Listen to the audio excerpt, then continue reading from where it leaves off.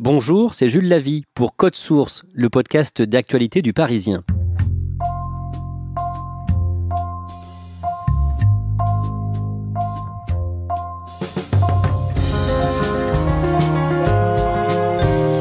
Disgraced movie mogul Harvey Weinstein will face an army of accusers when his rape trial opens on Monday. Hollywood mogul Harvey Weinstein is expected in court today as his long-awaited criminal trial begins. Il a produit Tarantino, Scorsese, Steven Soderbergh, fondé Miramax et amassé une fortune estimée à 150 millions de dollars. Harvey Weinstein était un roi à Hollywood. Aujourd'hui, devant la Cour suprême de New York, à Manhattan, il risque la prison à vie pour viol et agression sexuelle à l'encontre de 2 femmes. Code Source vous raconte cette affaire en repartant du début des premières révélations de la presse américaine en octobre 2017. Récit de Catherine Ball du service culture du Parisien.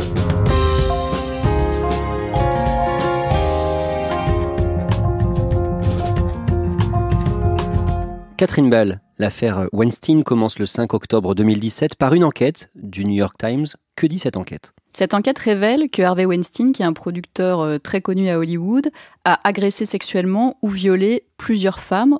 Au départ, ce jour-là, ce 5 octobre, l'enquête parle de 13 femmes, des comédiennes ou d'anciennes employées de sa société The Weinstein Company. Et ce papier est très précis.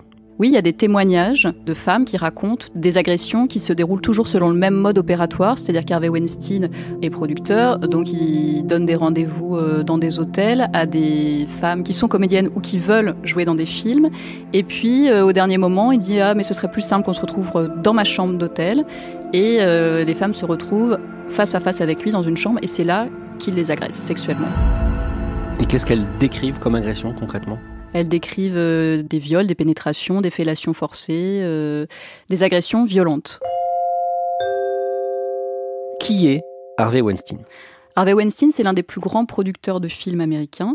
Et c'est un producteur qui est extrêmement respecté parce qu'en plus de faire des gros succès, il fait des films d'auteur. Il s'occupe du cinéma indépendant. C'est-à-dire qu'en plus, il est très chic, très respecté. C'est pas le producteur d'Avengers, c'est le producteur de Tarantino, de Scorsese. Il est extrêmement courtisé, extrêmement puissant. Et c'est un homme qui a des rapports extrêmement durs professionnellement. À ce moment-là, on sait déjà qu'il est très violent et brutal, mais professionnellement seulement. C'est-à-dire ? Alors on l'appelle Harvey Scissorhands, en référence au film Edward Scissorhands, Édouard aux mains d'argent, parce que Harvey Weinstein a la réputation de vouloir couper les films à la fin, c'est-à-dire que c'est lui qui décide au montage, telle scène on la garde ou on l'enlève. Normalement c'est le réalisateur qui a le final cut. Lui voilà, c'est un homme qui s'impose, c'est quelqu'un qui est extrêmement autoritaire et il veut toujours avoir le final cut. Il est important pour le milieu du cinéma en France ? En France on le connaît parce qu'on l'a beaucoup vu en 2011 et 2012, parce que Harvey Weinstein, c'est l'homme qui a distribué The Artist aux États-Unis et qui a distribué avant Intouchable. C'est grâce à Harvey Weinstein, c'est en tout cas ce qui se dit, que The Artist a obtenu l'Oscar, parce qu'il a mené une campagne hyper agressive pour promouvoir le film aux États-Unis.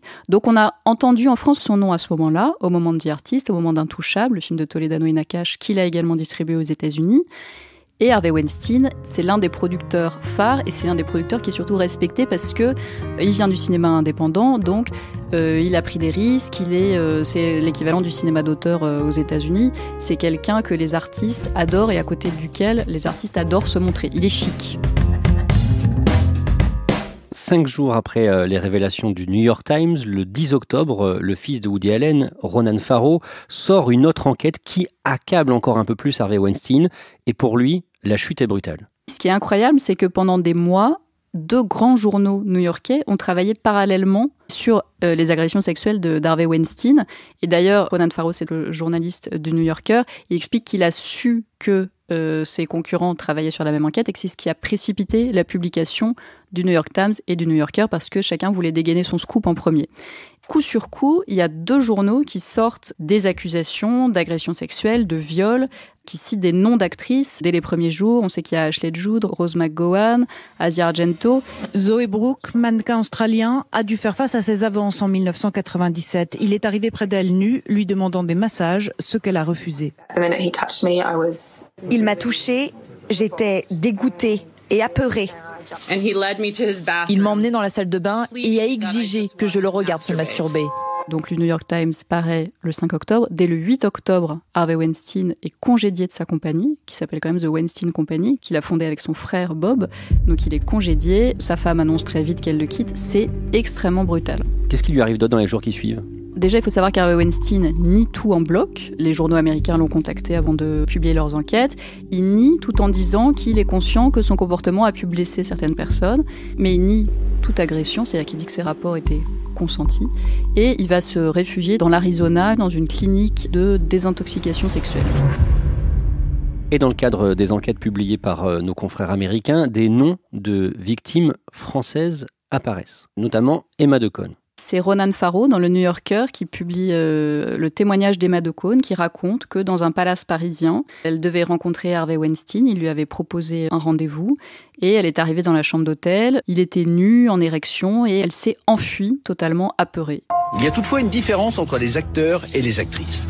Ces dernières, et ma fille en est donc une, sont souvent victimes d'hommes de pouvoir, prédateurs sexuels qui abusent de leur position et parfois des femmes tout court. Mais il arrive que ces femmes se rebiffent et rendent public de tels agissements. C'est ce que vient de faire ma fille, en même temps qu'Asia Argento, Angelina Jolie, Judith Godrèche, Rosanna Arquette et plein d'autres, en dévoilant les turpitudes d'un tout-puissant producteur hollywoodien, ce gros porc puant d'Harvey Weinstein, pour bien le nommer.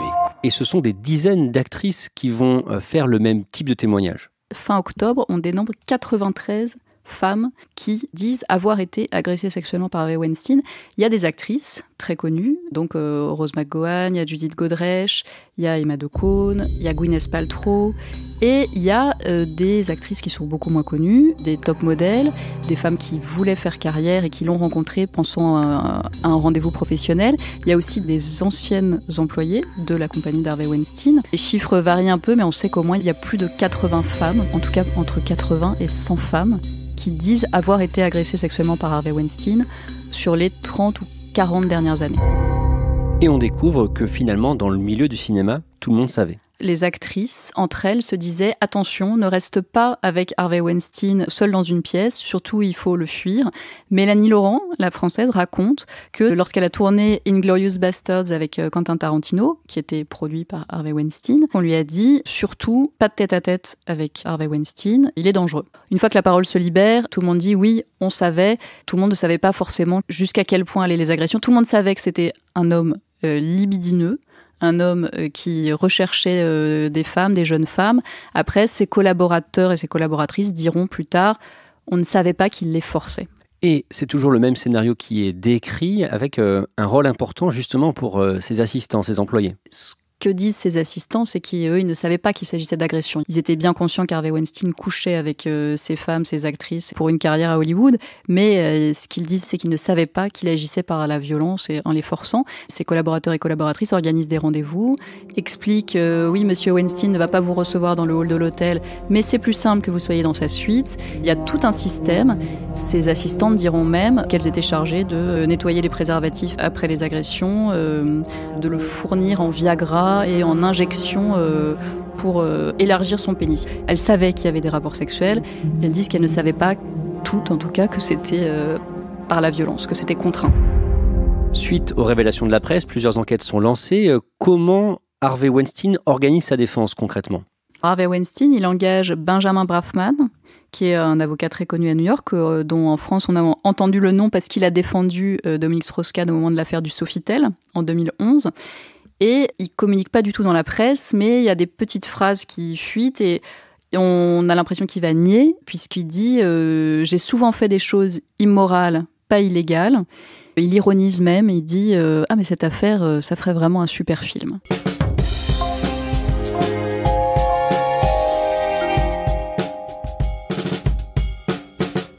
En novembre 2017, le New Yorker sort une nouvelle enquête sur les méthodes employées par les avocats de Weinstein, des méthodes dignes d'un film d'espionnage. Racontez-nous. Les victimes d'Harvey Weinstein, tout comme les journalistes qui enquêtaient sur les agressions d'Harvey Weinstein, ont été espionnées par une société israélienne, une société de détectives privés qui s'appelle Black Cube, espionnées pendant des mois. Elles ont été victimes de chantage. Ronan Farrow le raconte, c'est le journaliste donc du New Yorker. Il s'est rendu compte qu'il y avait des types à l'accent ukrainien, à l'accent russe, qui le suivaient jusque chez lui, qui l'espionnaient, qui le prenaient en photo. Il a cru qu'il était paranoïaque, mais pas du tout. C'était les méthodes d'Harvey Weinstein pour l'intimider. Il faut savoir qu'Harvey Weinstein, en plus d'essayer d'intimider les victimes et les journalistes qui ont enquêté sur lui, c'était un homme extrêmement puissant, qui avait beaucoup d'amis dans les médias. C'est un homme qui participait à beaucoup de galas, qui finançait des associations caritatives. Il était aussi intégré dans le milieu politique, puisqu'il a financé les campagnes d'Obama, de Clinton. C'était un homme très puissant, au-delà du cinéma. Et il a fait jouer ses réseaux dans les médias au moment où il a su que Ronan Farrow enquêtait sur lui et avait fait témoigner des victimes. Il a appelé ses copains dans le grand réseau de médias pour lequel travaillait Ronan Farrow, NBC, et il lui a dit « Attends, il y a un journaliste qui déconne », et il a fait bloquer l'enquête. Et Ronan Farrow, pour sortir son enquête, a dû changer de média, et il a sorti son enquête dans le New Yorker. Au début de l'année 2018, les enquêtes piétinent. Comme dans toutes les affaires de viol, c'est extrêmement compliqué de prouver qu'un viol a eu lieu. Déjà, il y a beaucoup d'agressions présumées qui sont prescrites dans le cas d'Harvey Weinstein. Et puis, les femmes sont pas allées porter plainte tout de suite. Il n'y a pas d'ADN, il n'y a rien. Il y a des femmes, en plus, comme le révèle dès le 5 octobre le New York Times, qui ont conclu des accords financiers avec Harvey Weinstein, qui se sont engagées à ne pas parler. Il y a à la fois une quantité incroyable d'accusations, de dénonciations, des descriptions de modes opératoires qui correspondent à chaque fois. Et en même temps, c'est très compliqué. Finalement, il y a très peu de preuves. Il y a un enregistrement audio, quand même, qu'a eu Ronan Farrow du New Yorker, qui a récolté une top modèle qui s'est fait agresser par Weinstein et à qui il dit « Mais tu sais, je fais ça souvent ». Mais ça, c'est presque la preuve la plus lourde. Au bout du compte, pour quel fait il peut être poursuivi ? Alors, ce qui est incroyable, c'est qu'il y a des dizaines d'accusatrices et que, finalement, lors de son procès qui s'ouvre aujourd'hui à New York, il va y avoir que 3 femmes. 3 femmes, 2 qui se sont fait violer et agresser sexuellement en 2006 et 2013, et une autre qui dit s'être fait violer en 1993, mais dont l'agression est totalement prescrite. Donc elle sera juste là pour nourrir les accusations. Donc entre 80 et 100 femmes, il y en a finalement 3 qui se retrouvent face à Harvey Weinstein. En janvier 2018, quelques mois après les débuts de l'enquête ou des enquêtes, les problèmes s'accumulent pour Harvey Weinstein. Sa société fait faillite, le Weinstein Company. Par ailleurs, il y a des enquêtes à New York pour agression sexuelle, mais aussi à Los Angeles, à Londres. Voilà, c'est un homme qui n'est pas totalement à terre, mais qui est quand même extrêmement affaibli. Et les coups viennent de toutes parts pour Harvey Weinstein. Catherine Ball, en mai 2018, vous assistez au premier festival de Cannes qui fait suite à l'affaire Weinstein. Quelle est l'ambiance, quel est le climat ? Au départ, on se dit que ça va être une édition du Festival de Cannes comme si de rien n'était. Et puis, c'est Cate Blanchett qui est la présidente du jury, c'est une femme engagée, féministe, qui a une voix très forte. Et on apprend que le samedi du week-end qui est au milieu du Festival de Cannes, il va y avoir une montée des marches 100% féminine, ce qui n'a jamais lieu. Pas un homme sur le tapis rouge. Ce soir-là, c'est très émouvant parce qu'il y a 82 femmes sur le tapis rouge. Il y a Cate Blanchett qui est à côté d'Agnès Varda. Elles sont entourées de réalisatrices, de productrices, de monteuses, de vendeuses de films, que des femmes. Et Cate Blanchett prononce un discours sur l'équité dans l'industrie du cinéma, l'égalité des salaires, la reconnaissance entre les hommes et les femmes, la diversité. Et c'est Agnès Varda qui traduit en français. Et Cate Blanchett termine son discours en disant « Il est temps que toutes les marches de notre industrie nous soient accessibles. Allez, on monte ». Voilà, ces marches du Festival de Cannes, elle encourage toutes les femmes à prendre possession de ces marches et à gravir les échelons. Harvey Weinstein entraîne d'autres stars hollywoodiennes dans sa chute.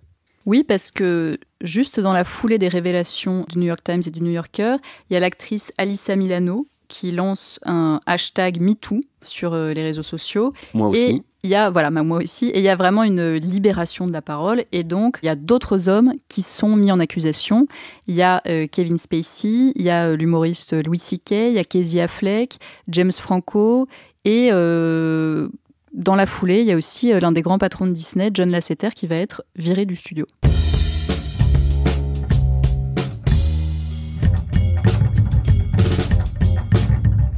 Le 25 mai 2018, 7 mois après les premières accusations, Harvey Weinstein est entendu pour la première fois par la justice à Manhattan. L'accusé a utilisé son pouvoir et son argent pour forcer des personnes à des relations sexuelles non consenties. Harvey Weinstein est inculpé de 5 chefs d'accusation. Il demande à être libéré, donc il est libéré sous caution, il verse $1 million et il est équipé d'un bracelet électronique.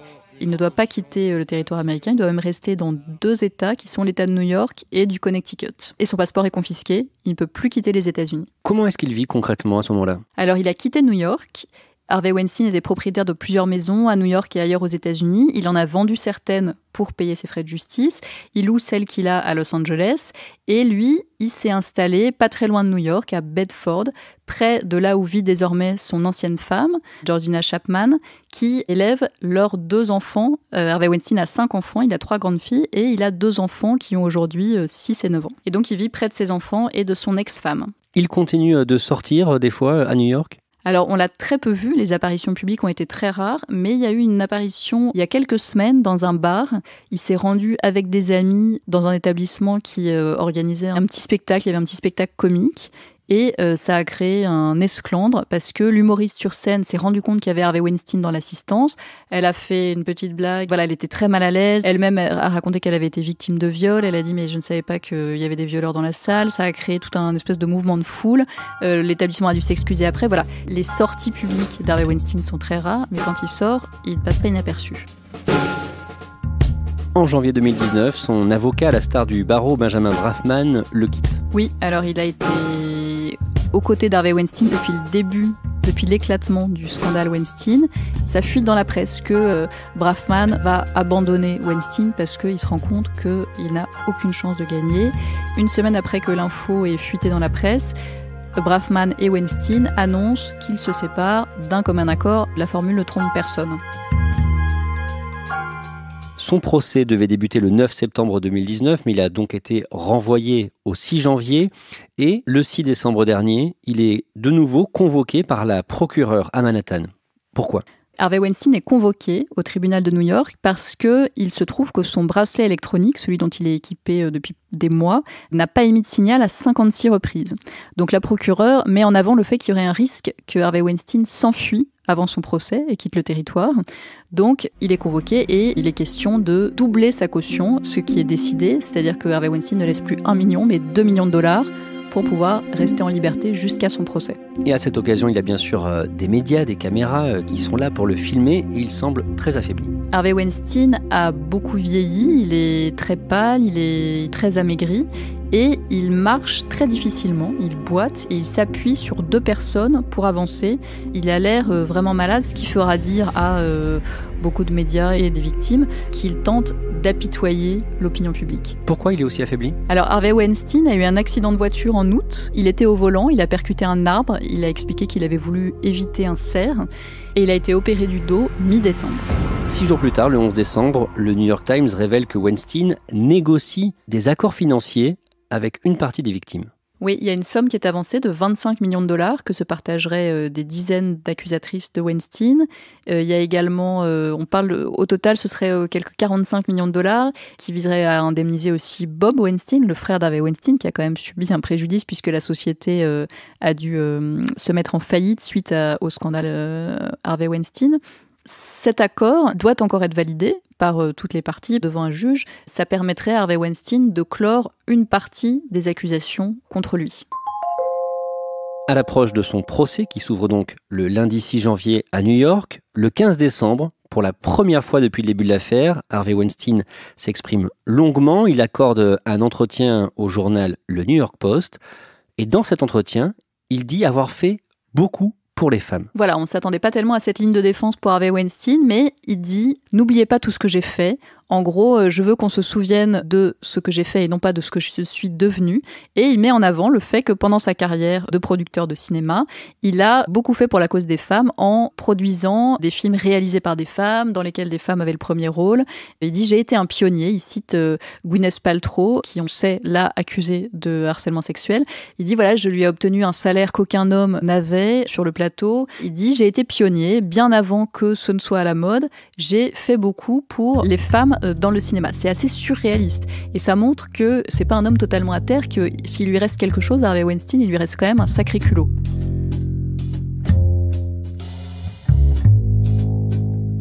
Merci à Catherine Ball. Épisode conçu et préparé par Marion Botorel. Production Clara Garnier-Amouroux. Réalisation Alexandre Ferreira.